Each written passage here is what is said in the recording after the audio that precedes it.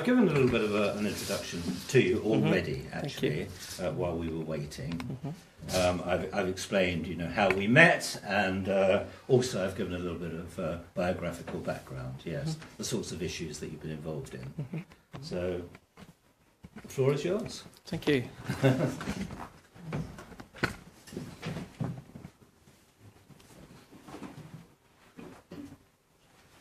morning, everyone. Good morning. I'm glad to see such a lovely gathering. I didn't expect these many people early in the morning because I'm used to getting up late because I sleep late. Thank you for attending anyway. You have to move over just a little bit, Abdul. You're right in front of the screen. Yeah, I think we just got to close that screen. Okay, yeah, we can close the curtains.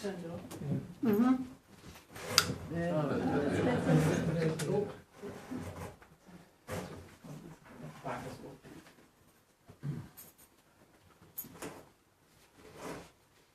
Thank you.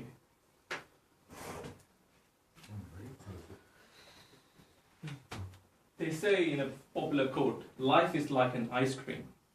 Enjoy it before it melts. So, if I start enjoying my ice cream as life, my little brother would want to take a piece of it as well. And if I don't share it with him, and if he thinks my parents are actually showing him some kind of favor, that starts with discrimination. He might feel, yes, my parents are having a different view. They're having a better understanding of my brother. They're taking care of him more generously.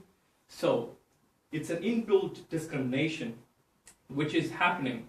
There is a popular survey which has been done in every part of the world. They have done this research and they have found out everyone who is a human being have felt some kind of discrimination in their lifetime. Each one of us, whether it can be parental discrimination, it can be teachers patronizing someone, it can be in their workplace, it can relate to some kind of racism or some kind of even more dangerous behaviors which they have felt in their lifetime. So I just want to ask a couple of you, what exactly do they think about discrimination? Have they felt? Is there anybody in the room who have felt any kind of discrimination in their lifetime? Anyone? Yeah, so it's interesting you say about families. So I'm the second of 3 daughters, and they often say that the middle child is overlooked. So yeah, yeah. So when you said that, it kind of brought it to mind that when I was a child, I did feel a little bit overlooked, being the second of 3 daughters, the middle child, if you like, because you kind of get ignored a bit. If I ask you, sorry, who is your eldest? Is it a boy or a girl? No, we're 3 daughters. 3 daughters. Yeah. So the eldest.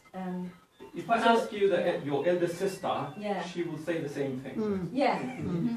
So that's right. That's the irony of it, is that in some way, I'm sure we all felt discriminated. I'm sure that they felt in some way that I was the favourite, perhaps.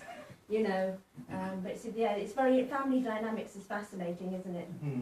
That's like somebody else said to go around. Somebody else raised their hand. Somebody else raised their hand. Oh, yeah, please, sir. I have 4 children, 2 further stepchildren. It's impossible to be absolutely fair in a family. You can try to be broadly fair, but you cannot treat all children exactly the same. Impossible. I can give you my personal example as myself. I'm a special person. I'm a very, very special person. In fact, the British even taught me, I think that I'm a special person because they have given me a special instruction on my passport because I've got 40 alphabets in my name. So they called me up when they issued me the passport. They said to me, Abdul, sorry to say this, but we can't print all your name into the passport. So we have to print it separately on a separate instruction page. So I said, but my brother, little brother, he doesn't have the same name because he has got my family. What they did was, because we come from a family of zamindars. Normally we carry, like Joan of Arc, we carry the village's name together with us because we work with British from a long time. So we carry that name of tradition. But my brother was given not the same name where he comes from. So his name is Shoaib. So I felt discriminated. Why am I have to carry all this very long name where people make fun of me every time when I see them? Oh, you got 40 letters. Imagine that. It's Patinatar, Katwa, Sayyid, Ibrahim, Abdul Basit. How are you going to say that? Each time when I say that, trust me, I was actually sleeping when they gave me this name. Otherwise, I would have stopped them. To start with, it's these are just lesser evils, lesser discrimination where people feel they have been discriminated against. But there are greater things, there are greater evil, which people feel discriminated against, which we are going to discuss today. And I'm going to start by my slideshow, as you can see. Can everyone see that? Yes? Mm-hmm. Yeah, okay. So, discrimination, human evil in action. I'm sure everybody will agree to it. So,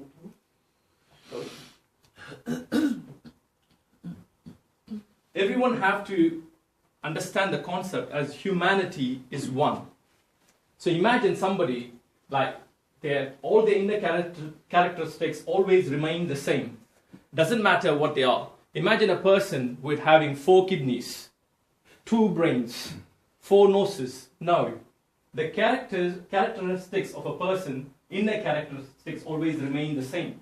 So there is no discrimination or by God in producing us. Only human take the evil form in order to discriminate someone by his characteristics, outer characteristics. So we have to understand we are all one human and humanity is one. So everyone have the right to live and survive. A God-given gift for all living beings, whether it can be humans, animal, or plants. Equality among diversity is the main thing, and if you are going to deny the right, that is called discrimination based on external factors. So, I would assume that in this room there are so many people who have been discriminated in their past, but understanding from today's speech, let's work together on something which we can give back to our society in a positive terms. That's what my idea is. So characteristics such as, I've divided them, the discrimination, into 8 different parts. The first one comes as social class and creed, ethnicity, skin color, or racism to do with it, religion, culture, and belief, age, immaturity, disability, community, nationality, or regionality, species, sexual identity, and life groups, administrative, academic, or financial status kind of discrimination, ability, understanding, and experience. These are different types of discrimination which I have separated it, and we are going to watch the slides as well as I'm going to narrate to you what kind of discrimination each will carry and how it affects us in an individual run. So let's start show. So is discrimination is bad? Yes, it is bad. Everyone of us who want to understand discrimination is here. Abdul, I wonder please if I could ask you this, Yes, I think if you could stand just over to one side of the screen, that might be helpful. Thank you. It's okay. Which way do you go? This way? Steady. Hang on.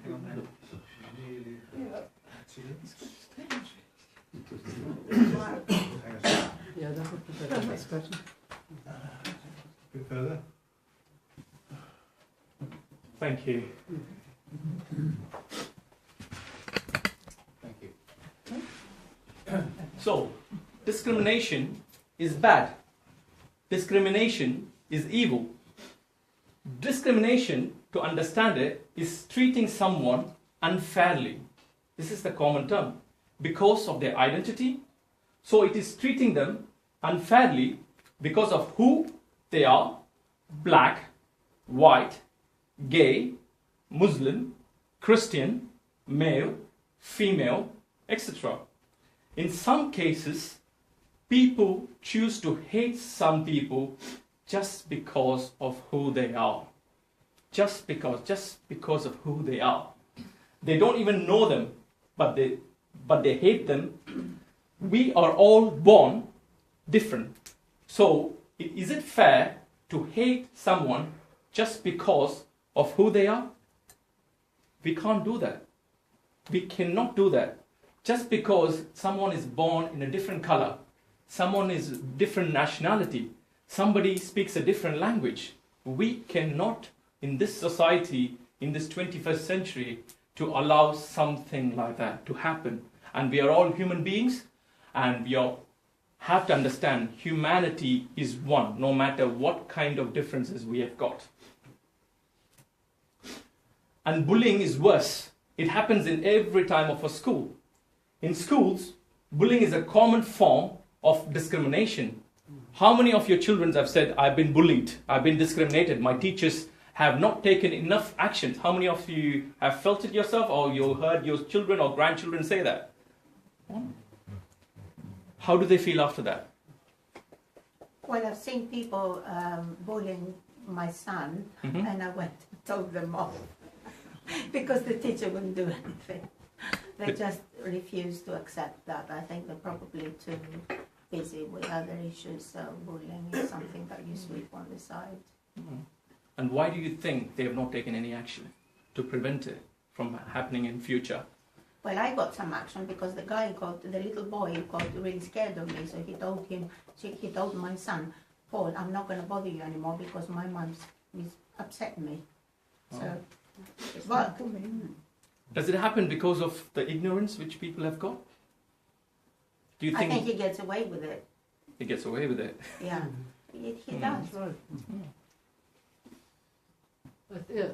I think that's right, they get away with it. And you also do not frequently take any actions because you fear of what will happen afterwards. If the bully is going to be confronted with it, what will he or she do afterwards? Do you think there is a stigma? It may. It may. It may be. So, I think a lot of bullying in school, and of course other sorts of bullying, is not necessarily because of who they are, but because they are bullyable. That's what they have. Well, and it might be of any group, any race, any other discriminatory form. The fact is, they all have in common the fact that they're bullyable. So it's doesn't come into any of those particular categories that you mentioned. true. But the person who carries that effect feels he has been discriminated. Oh. That's what we are trying to find out. The other person feels he has been discriminated. The society has not taken action. The teacher has not taken action. My parents have not taken action, so I've been discriminated. So that's where we are going to find out now. Right now, hundreds of thousands of children around the country are being made to feel scared. Yes, you're right. Humiliated, sad, lonely, physically hurt, anxious, and more. They can't express their feelings, and they carry it for the rest of their lives. That is because another person thinks that that's just because of who they are, they deserve to be bullied. Is this fair? No. Is this fair? Great. Extreme discrimination could become worse. These stories from history, I want your participation. Let's see what exactly it comes up with. What are these shocking facts about? I know a lot of people are great historians in here. Let's find out. 800,000 people killed in just 100 days. Sorry? The song. Sorry? Okay. Next one. At least 11 million people killed. This could be anything. It could be car accidents. Okay. Yeah. Okay. At least 1.4 million people. Let's go to the next one. At least 9,000 Muslim men and boys murdered. Why are these people killed? That's first one is Rwanda genocide, 1994. 800,000 people killed in just 100 days. It's because of discrimination. Something happened like that. It's worse than evil.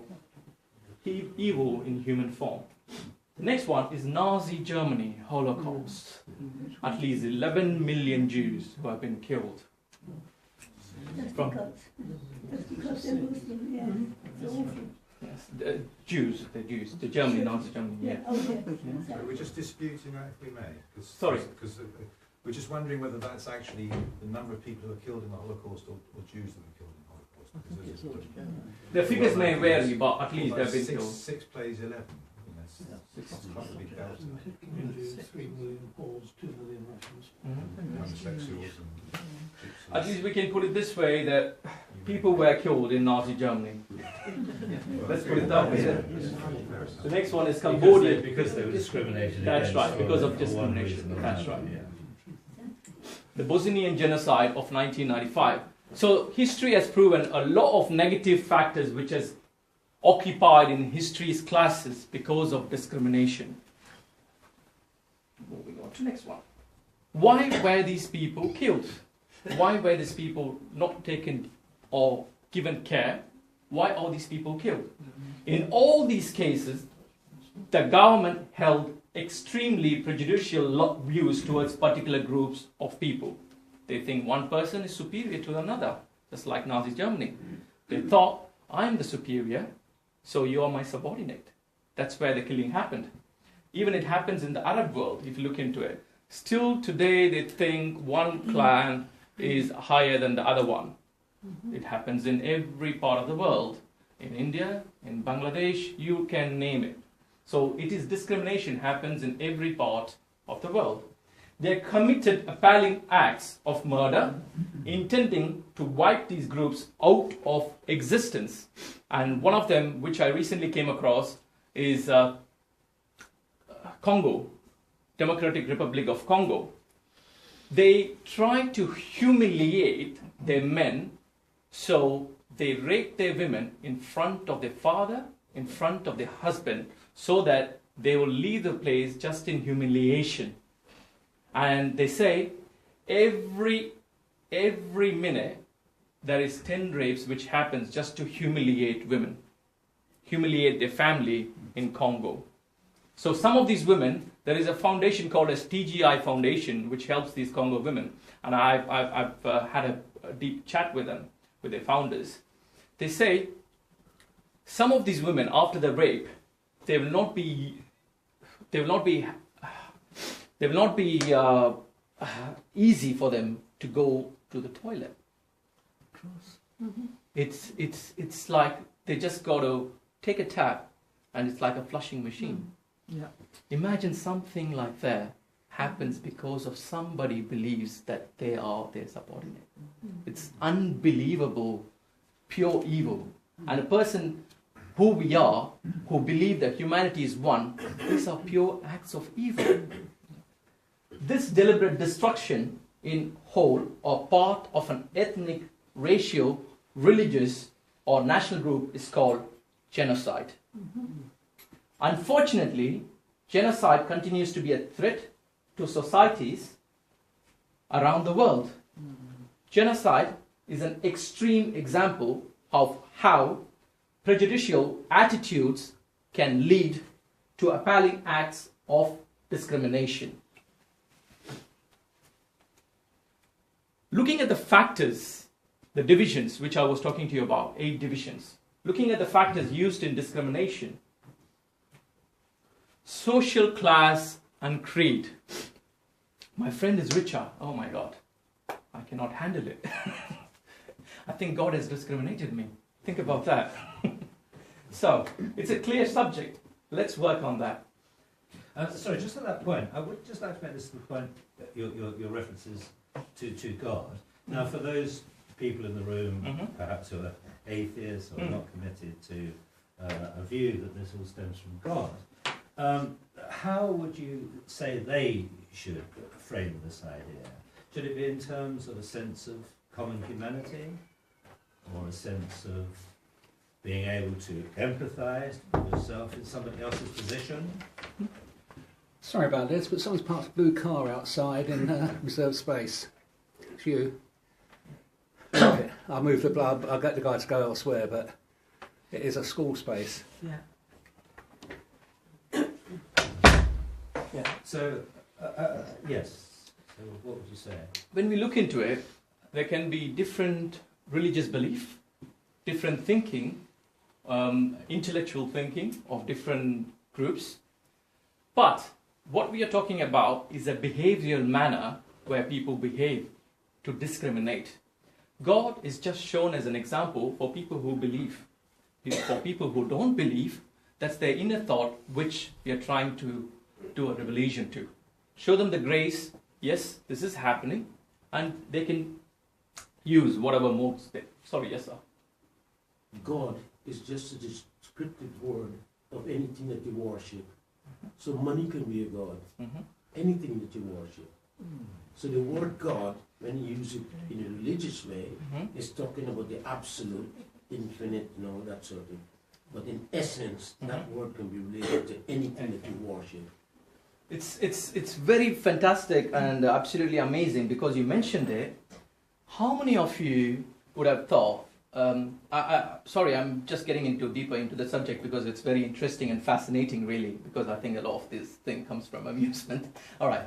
So, have you heard of the word Allah? Yeah. So, what do you think of Allah? What exactly does Allah mean? Do you know? It's God. It's God. It's God. It's another name. Yeah, anything. The real meaning of Allah means supreme power. That's all. That's all. I'm coming to you. That's all. It's just supreme power. All right? So it can be anything what he thinks it is. So you think Allah. So if my Hindu brother or my Christian brother or my Jewish brother, if he understands the meaning, oh, it's just the supreme power, he would not discriminate because of religion. He would say, oh, it's supreme power. He would not say, oh, you Allah, you can go to hell. No. If he understands, oh, it's just the supreme power this guy is worshipping, that's it. Or you can say, Jesus, oh, it's a supreme power. Just because of common misunderstanding, or the language barrier plays a significant part and role. And I'm happy that I'm able to give you some shared insights of these understandings. So coming to social class and creed, all individuals of humanity differ from person to person in their natural abilities and resources. Yes, I'm not like Einstein. I can't write formulas. So everyone are different. Such diversities exist even among social classes. The most unacceptable of all these diversities, that would be those used to discriminate on the basis of slavery, caste, creed, and class based on financial and educational abilities. Developing lifestyles with broad-mindedness, kindness, love, and understanding can eliminate this in the modern society. So, we all have to understand developing lifestyles with broad-mindedness, kindness, love, and understanding, showing compassion to our neighbor can eliminate this in the modern society. This is where I get fascinated by Jesus, peace be upon him. He says, love yourself as thy neighbor. Love yourself. So imagine, this is the solution. He gives us a solution. He gives us a solution. Although I know a few of those don't agree with certain principles, but this is the solution. So if I love myself as my neighbor, do you think discrimination will happen? Doesn't he say it the other way around? Yeah. Love thy neighbour as thyself. Yes, we can say that that way. Yeah. So, thank you, sir. So, next one. The next kind of division which we want to talk about is ethnicity, skin color, and racism. God, in his immense mercy and wisdom, has created wide variety of colors and appearances and inherent nature, ethnic heritage and races to make it interesting and to eliminate monotonous uniformity. Unfortunately, sometimes it would be misused by some sources to make themselves feel more superior. by their color, appearances. Logical. You see, there is a way to settle certain dispute, and you can, it is called talk. You see, that you outwit someone through your logic. So they were given opportunity to prove that what they believe is correct vis-a-vis what is reality. And there was a big discussion all around a long time, and then the whole parliament sat down and they sort of said, speak. And they could not justify what they said. They were outwitted, and therefore they were declared non-Muslims. You see, this is the whole story. And who declared them non-Muslims, sir, if I don't mind? The parliament. This is the logic. Who declared them non-Muslims? No, excuse me. This is, I don't know, munazara it is called in Urdu. It is called face-to-face a debate. Combat. Yeah. Words combat through logic and word. You see. So this is called munazara in Arabic. So this munazara was held, and they outdid most of the Maulana, the clergy, but one or two of them from the Shia community. Let me explain it and be clear. From the Shia, they are the people who have very thorough views about things. So he outwitted him, and therefore the parliament. It is the parliament, the whole parliament, 300 and something people, they declared them non-Muslims. So that's how the whole thing started. They have to pursue, even today they are open to produce logic and either convince them, others, or be convinced. This is the whole story. Thank you, sir. And can you tell me which parliament is it? Pakistan. Yes. Okay. Yes, Right. So, I'm not going to go into a different jurisdiction of another country, and I represent and I believe in British values, which stands for equality. Yes. Well, I just repeat then the words in the last sentence. I think so. If all these states understand each other by these core values, then discriminatory practices will disappear.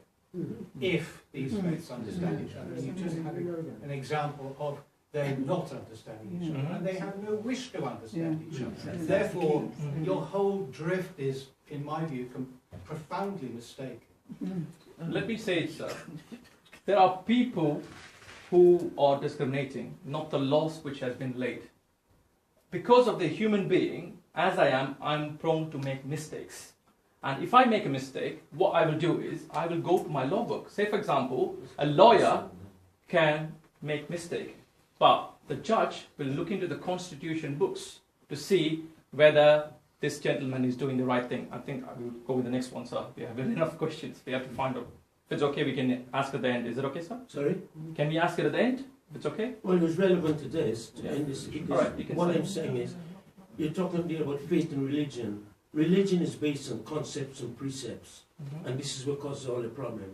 Faith is something totally different. If you have faith in something, irrespective of what anybody says, you're going to go with that. With religion, you can change all the Buddhists and all sorts of things, right? Because as I said, this thing. So if we divide these two, we'll be able to get somewhere. And one thing I must add, the cause of all the problems in this world comes from religion and what do you call it, and what do you call it, different countries being ruled by different people. There's a word for that, it doesn't come to mind, but religion is one of the things.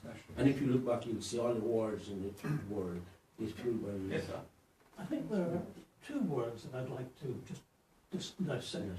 One is present in your argument, the other has been notably, in my view, absent. Discrimination in its Latin root means to choose, and discriminating as such is not wrong. Unfair discrimination, hurtful discrimination, I understand the point you're making. I think it's important to understand that as humans we have and should have choices, And the missing word is the word that sours those choices, and that word is power. Mm-hmm. Everything you've discussed is about an imbalance of power and the misuse of power. It would be, if we did all the good things that we're capable of doing, the problem disappears. But if I was 3 foot taller, I would be 3 foot taller.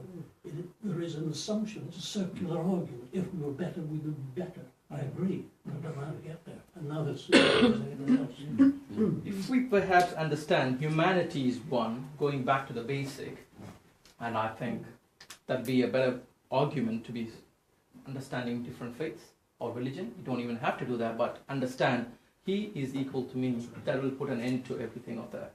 Let's go to the next one. Defining discrimination. Discrimination because of religion or belief.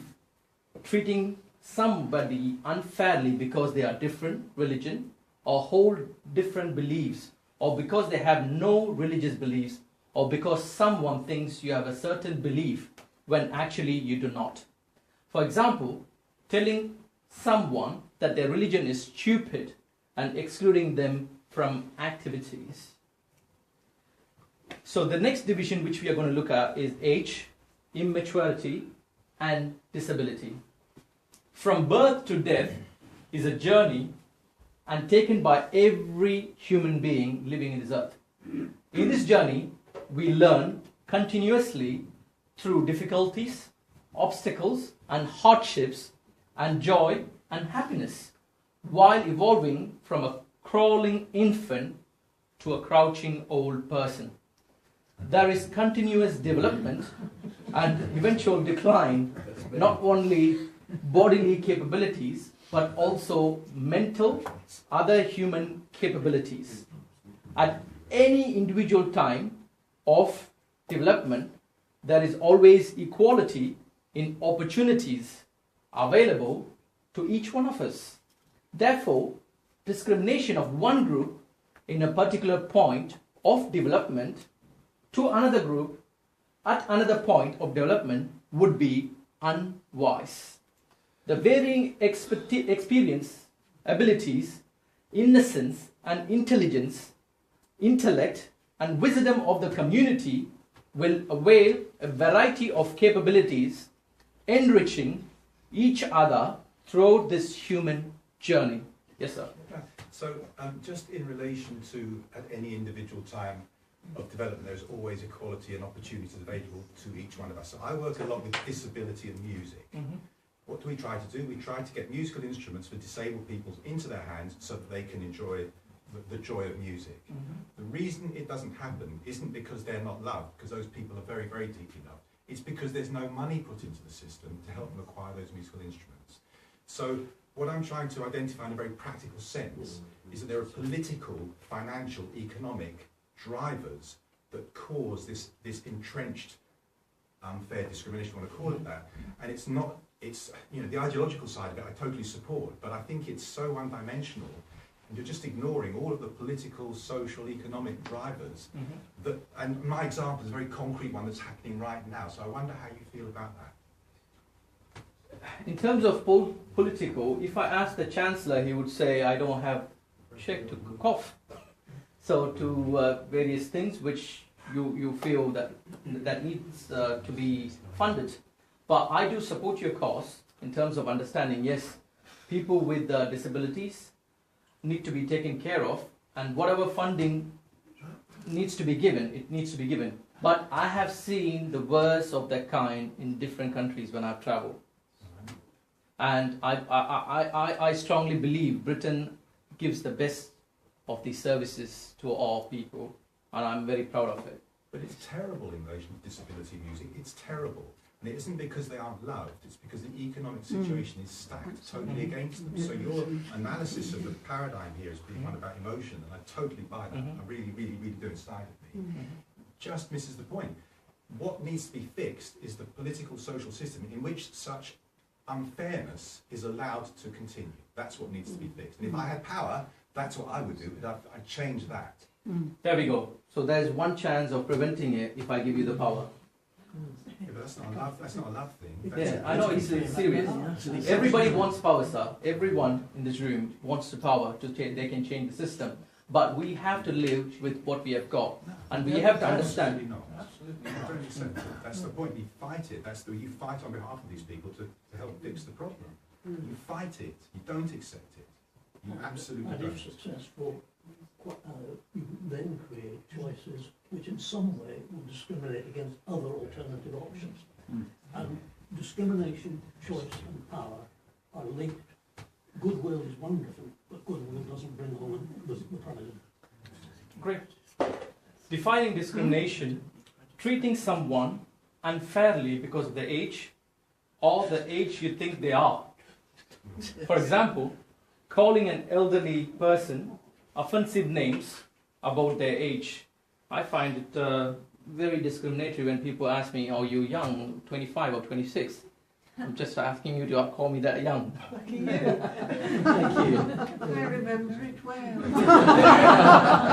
You're being very subjective there. Song. Nobody. Sorry, can you go back? I'd like to comment on what you've just put up. The previous slide. Yeah. Nobody would challenge the second statement, but the first statement is very subjective. What is treating somebody unfairly?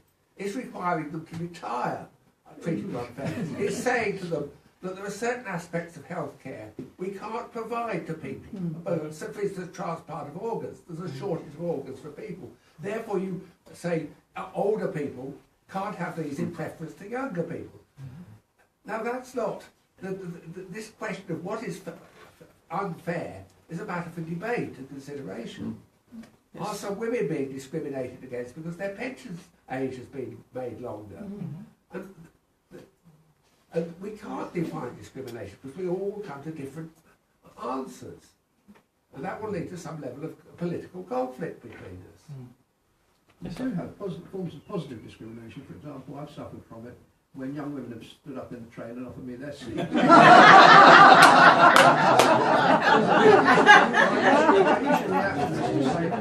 look like this for a bet.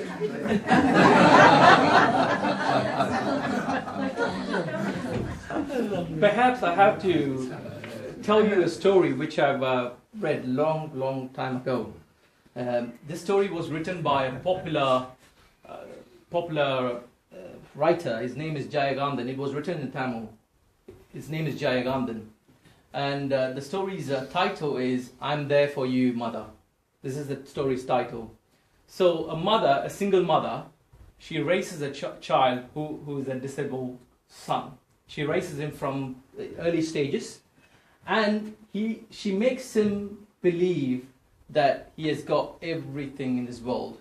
And he is not physically challenged or anything.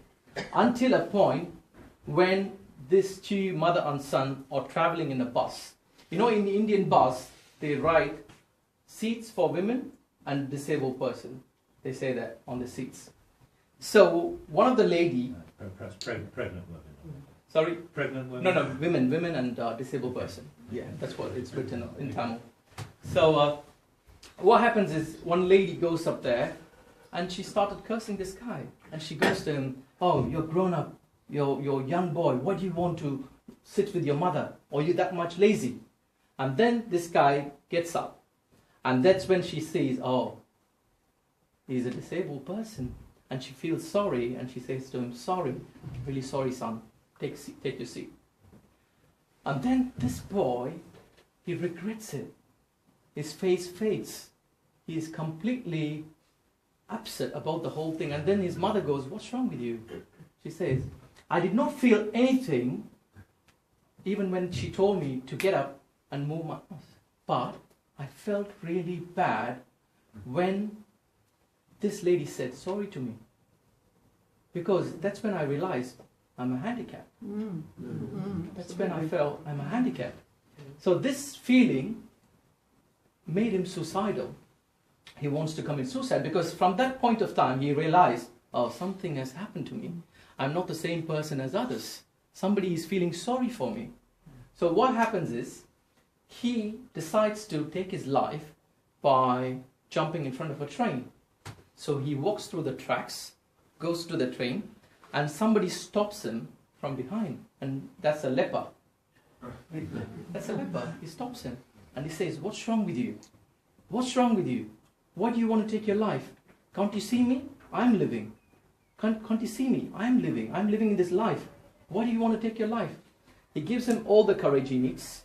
And this man, from that point, that day, that night, he takes the courage, and his mom searches for him because he's in a very bad mood, and finally finds him near the track. And then there is a big crowd up there. Somebody has committed suicide. His mother runs crying to that place, and there's a lot of crowd, and somebody from behind touches his mom. "I'm there for you, mother." So that's where the title comes from, "I'm there for you, mother." And then this boy is so curious, he wants to go and see who's been killed. That's the same leper. All right? So this boy says to his mother, "Mother, he taught me how to live. He taught me how to live, but unfortunately, he died. Unfortunately, he taught me the lesson, but he did not practice it himself." So that's the story. The next one. Hope you like the story. Puni. Yeah, please. Oh, hi. I think it's really laudable what you're trying to do to educate people to not be discriminatory. But do you, and it seems very idealistic to me if I'm brutally honest, but still it's laudable that you're really trying to make an effort to make people see that we have these common things in common. But do you think that humanity will ever get to a stage where we're never discriminatory? Isn't it really a part of us, really, that makes these judgments about people? If I'm being positive... that's a philosophical question, really. Is it ever possible to stamp out discrimination? If I'm being very honest and positive, if the right education is given, if there is a right upbringing, then I think it is possible. But what about in Nazi Germany, where Hitler was very much on top of the education system in terms of the Hitler Youth and so on, and huge swathes of the population were being brainwashed into this anti-Jewish sentiment, and also women were told to be, women were only valued if they were producing a lot of children for the Aryan race, and so on. So it's not, as I say, what you're doing is really good, and it's a bit idealistic, but is it really achievable? That's why I underline the word right education. When I say right education, is not something which is going to be of negative education, which Hitler tried to do. So moving... Sorry, yes, sir. You answered it when you said, if you can see yourself in somebody else, then you can't be discriminative, because you'll be discriminating against your own self. So the answer is, as all the scripture says, love thy neighbor like thyself, love your enemies. If you become one, you cannot discriminate if you become. Discrimination only comes to discern. Discrimination only comes when you can see the difference between yourself and something else.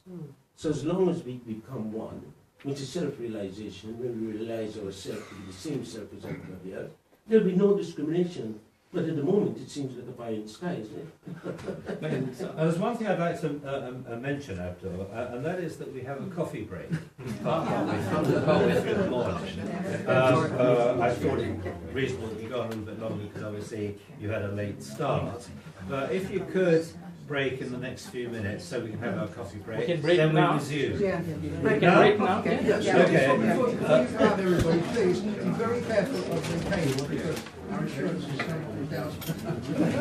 Bring your tea and coffee back in here, please. Abdul, at some point I have to leave a little bit early. So. Thank you. Curtain. Oh, sorry. Do you think I ran away? No, I didn't. Oh, you did? Yeah. No, I just wanted to say, for some reason, I'm 9 years older than my second husband, and for some reason I've got a lot of money in the Bank of Ireland. And I'm not Irish, I'm English. But I did spend 3 years doing a degree in Ireland, so I don't know how I got all the money in it. And every now and then he asked me for a cheque, and I had to pay 50 pence for every cheque I write. But anyway, yes,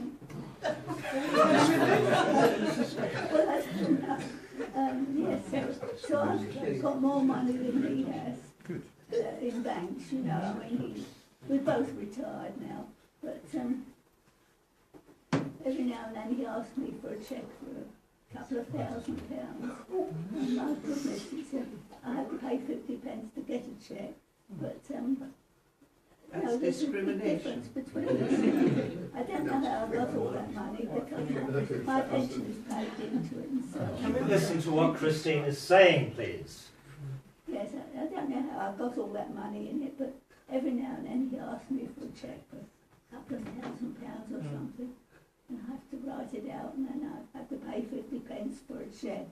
But it's strange, you know. I don't know how I got all that money in it because my pension's paid into it, and I suppose that's because I'm older than he is, and I feel discriminated, you know. Can I be more yeah. into it?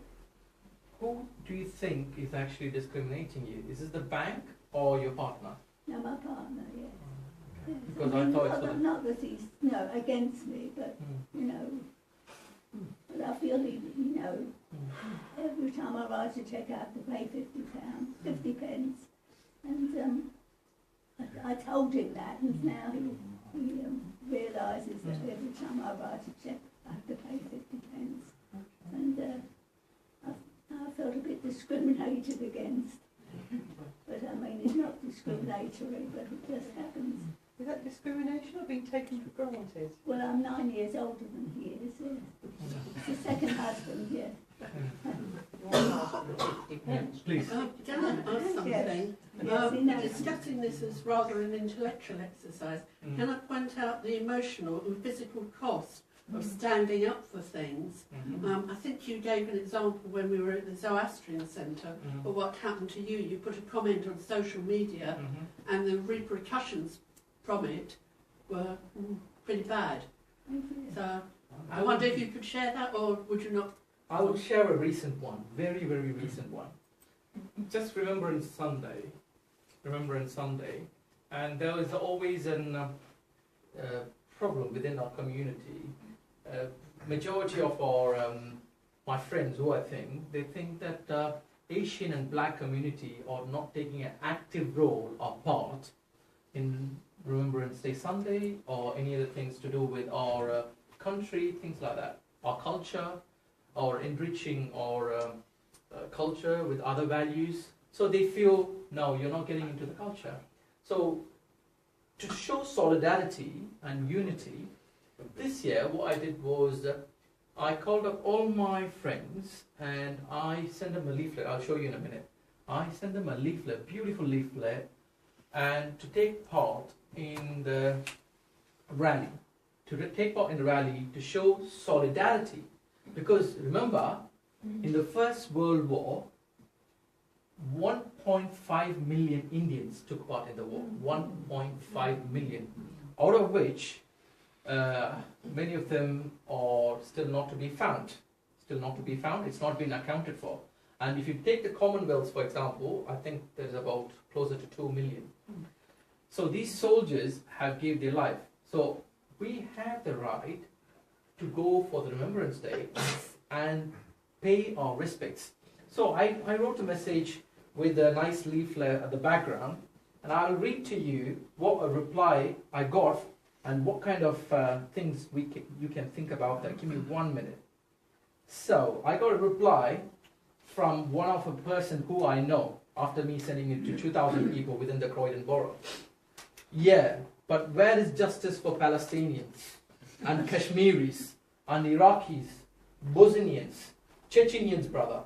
Moreover, murder house agent Mossad and other likes of them put spies among us in our midst to betray our own people is very unfortunate.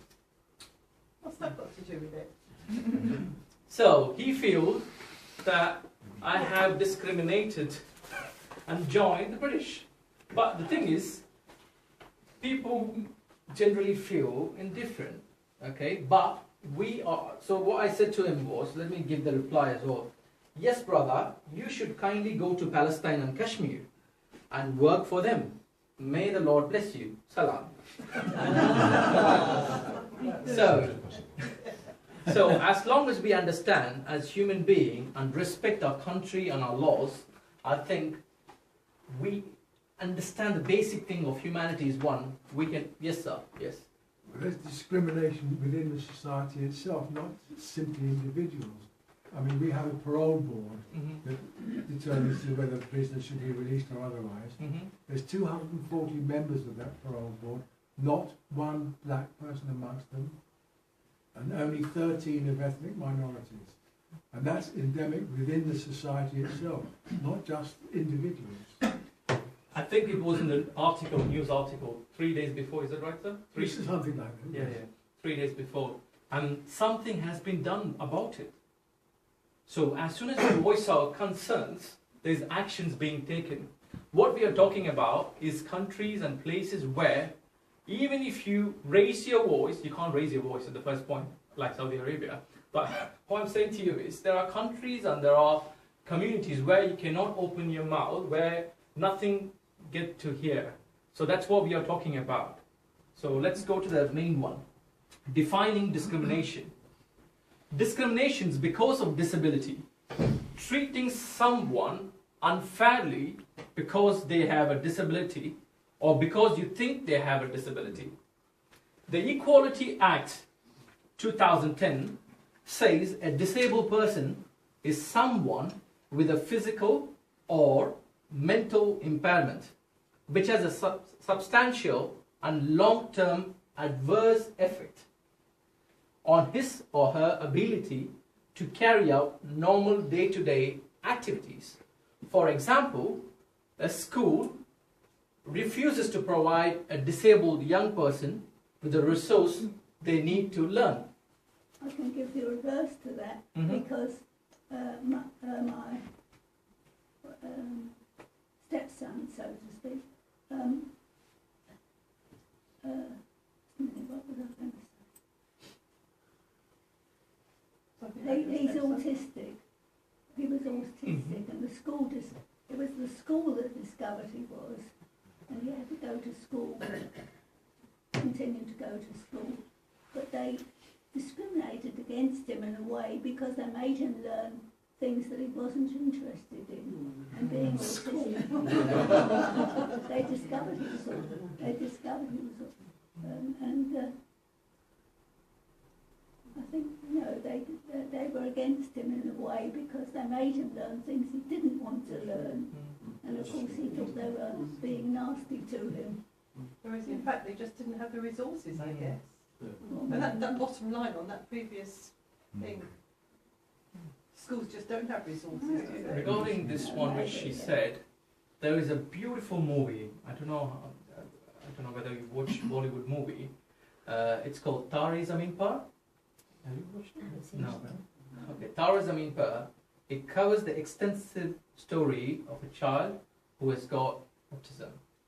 And it gives a beautiful picture, portrays the stigma which surrounds the society for this child. And he turns out to be the best artist they have ever known. It's an Indian movie. If you have time, please do watch it. Tare Zameen Par, write it down for you. Yeah. Okay. So, coming to the community, another division of discrimination. Community, nationality, and regionality. The universe is so large of virtually unimaginable dimensions that our single blue planet is so tiny.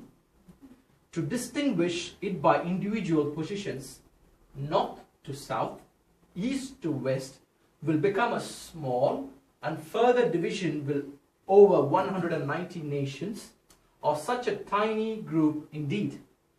To declare recognition of such divisions of the single humanity which lives on planet Earth will narrow our horizon and further lead to divisions, to discrimination of individuals. It will destroy the noble principle of a great single humanity.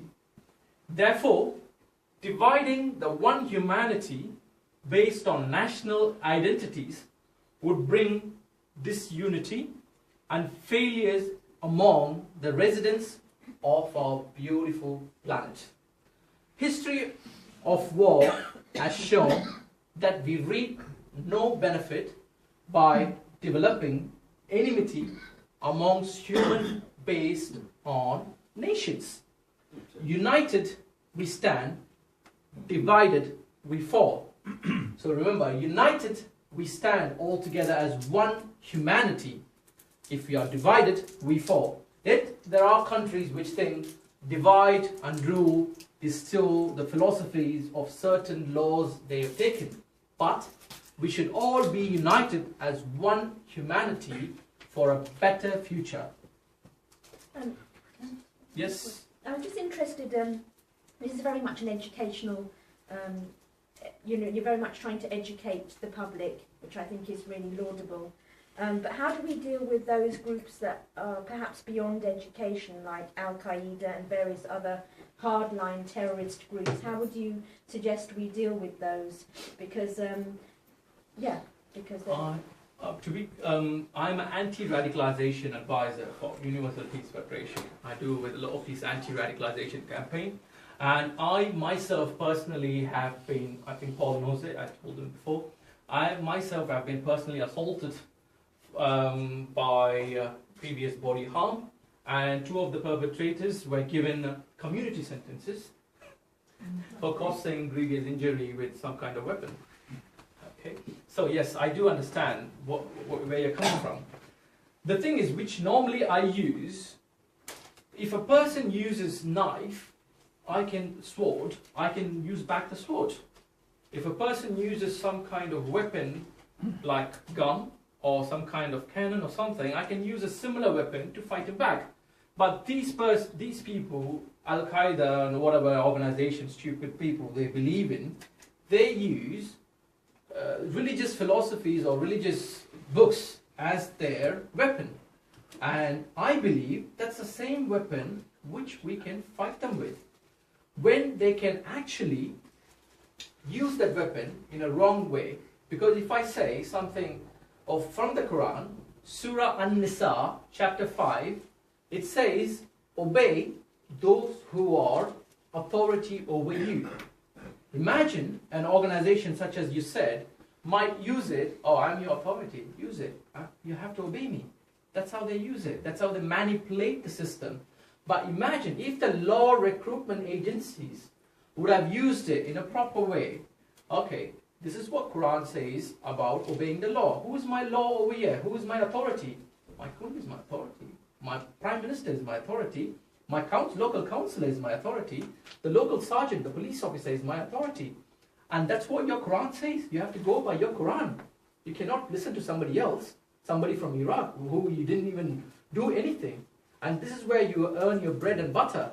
You can't be disloyal to your own country. That's what Quran says. If you go back to the principles of the Quran, then you better follow this because it is written in your Quran.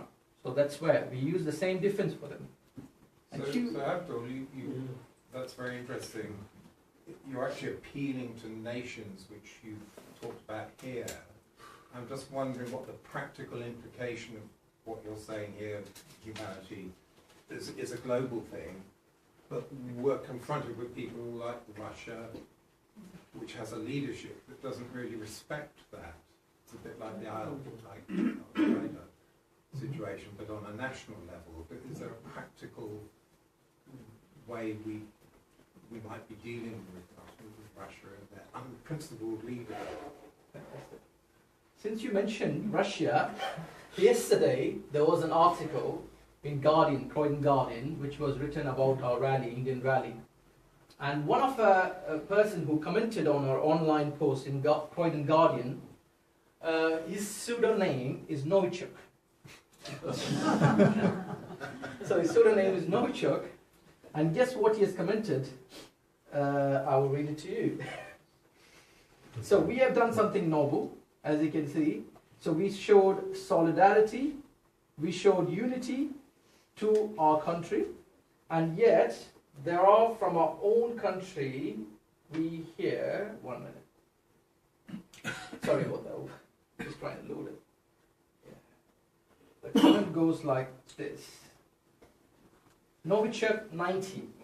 I'm sure the occasion was chock full of our Muslim cousins who have so much respect for their adopted country. No, really I do. You see? It is like we feeling we have done something, we have not done something because this is our country, right? But still somebody is not accepting it. But how are we going to get over it? Stop listening to people who want to put evil thoughts into your mind. Just go ahead and do positive things in life which will enrich our community and society. Yes, sir. One of the worst problems we have in this world is nationality. Because, as you was talking about Russia, the people in Russia probably is thinking the same thing about people over here. Now, once we have nationality, I mean, you've seen it in the last war. You had Germans living in this country who identified themselves totally with British people. As soon as the war came, everybody was saying, put them in prison. You get the same thing happening all over the world. There's only one nation, and that's humanity. When people understand that all these divisions of people calling this one English, calling this one from Africa, calling this one German and all that sort of thing, this is the tools that are used by people who like wars. They create wars, they create divisions. It's like religion. They create wars because they create divisions in people's mind. We have to understand the unity have to come, I believe will come one day when we have a world government. Instead of having all these divisions of people giving different messages to different nationalities. When we have a world government and everybody is serving under perhaps, what do they call it? Enlightened philosophers.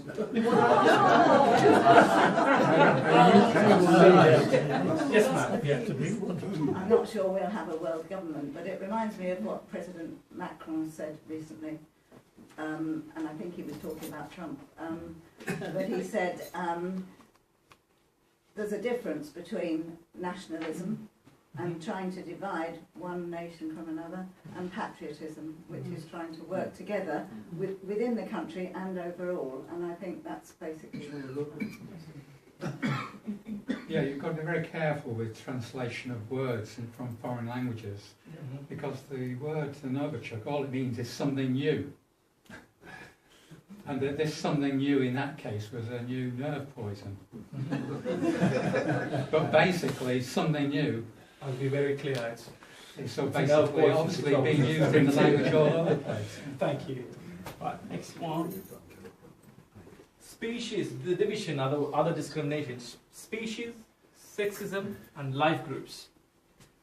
Life is unique, whether from single-cell microbes to billion-cell mammals, from male to female, from black to white, yellow or brown, bringing about harmony to each other and coexisting with each other and benefiting from each other. Rather than to discriminate based on these varieties of like form would bring great loss to all life forms and be great loss for all of humanity. Strangely, discrimination based on racism, sexism, speciesism only exists among human beings. I have never seen a fox discriminating another fox. Dolphins do. Dolphins exclude members from their pods. Thank you, sir. Understanding the value of life, whether it belongs to humans, animals, or plants, is an essential ethic of life itself. It will also elucidate the right of every plant and every animal to live in this world alongside human beings. Do you really think plants have rights? I believe so, sir. What do you eat? Sorry? What do you eat then? plants do have lives. Yeah, they speak to each other. No, They- rights. Rights. When I say rights, well, we can say deforestation. Yeah. We can say we cannot use them for something of something like deforestation, using them unlawful uses, like cutting them unfairly. We can use them for something which is going to be for a common justice. Defining discrimination, sexism, treating someone unfairly because of their gender. Men, women, and transsexuals can all experience sexism. For example, discouraging a girl to do an apprenticeship in plumbing because it is a boy's job. This is not true or fair. Transphobia, treating someone unfairly because they are transsexual or because you think they are transsexual. Transgender is when someone's gender identified differs from their birth sex. For example, bullying someone because they are transgender or you think they are is discrimination. Homophobia, treating someone unfairly because they are gay, lesbian, or bisexual, or you think they have this sexual orientation. For example, physically harassing someone because they are gay, or you think they are gay. So we come to a division of administrative, academic, and financial status of discrimination. Even these qualities of high moral values of human beings are used to discriminate individuals. Initially to set bias, prejudice, and unilaterally label with stigma and eventually execute the discrimination. This will lead to an unimaginable loss to humanity. Abdul, can I just ask, how do you feel about positive discrimination? So I work for an organisation that's funded by the government. Mm-hmm. We would not get the money we get if we didn't have a very diverse board. We love having a diverse board. It's not an imposition whatsoever.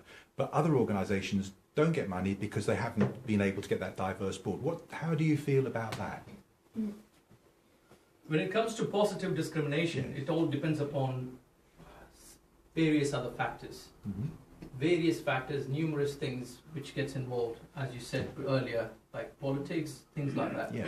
So it depends. I cannot answer hypothetical questions how it goes or going deep into it. It completely differs according to situations. So the other type of discrimination is ability, understanding, and experience. Even this group that formed the best benevolent to humanity throughout history, they too have been discriminated against.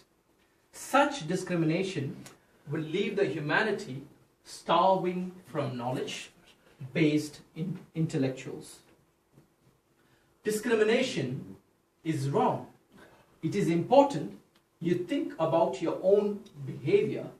Are you treating someone unfairly? Why? What are the consequences of your action? How are you making them feel? Is there a better way that you can act so you aren't discriminating? If you're experiencing discrimination or observe someone being treated unfairly, it is important to speak out. Recently we had a hate crime awareness week in Croydon, and Sharon Kilbourne, the local coordinator, she organized this wonderful week full of hate crime awareness. And in that, we came to know the first way to prevent discrimination is actually speaking out. Reporting it. So that gives us an alternative weapon which we can use it in a very positive way. With each other's differences, we can all get along and be much happier. Eliminate discrimination to retain one humanity. This is the final bits we are coming to you, which we started with. Retain one humanity without pride and prejudice towards all living beings, enjoying the diversity and equality. In India, we say unity in diversity. So enjoying the diversity and equality, and promote an eternal world of love and kindness, peace and harmony, lingering happiness, universal understanding, a paradise on earth. I finish by saying what our India's ex-president, Dr. APJ Abdul Kalam, who himself is a famous scientist, he said for peace in the world. He said righteousness of heart. It's a beautiful, beautiful, beautiful thing, which he said. He said, right, when there is righteousness of heart, there is beauty in character. When there is beauty in the character, there is harmony in the home. When there is harmony in the home, there is order in the nation. When there is order in the nation, there is peace in the world. I leave you with a wonderful moment of love, peace, harmony, and multi-faith understanding. Thank you very much for giving me this wonderful opportunity. I will have lunch with you, as we agreed. Thank you very much. Thank you.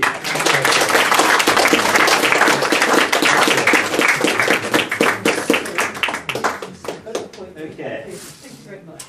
Abdul, will you be able to send me some notes at all? Sure. That I can send out through. Thanks very much. Okay. I just want to remind you then that next week it's going to be Alan, and he's going to be speaking on the philosophy of democracy implementation. So we look forward to that. Everybody who's coming to lunch, please stay behind, and we'll go down there with Abdul in a few minutes. And I think that all remains then a very, very interesting presentation, and I think that it gives us the impetus to, as you said at the end, to reflect perhaps on our own, perhaps unintended forms of adverse discrimination that we might exercise. So it was a very, very interesting presentation, and I think a very, very big round of applause for Abdul.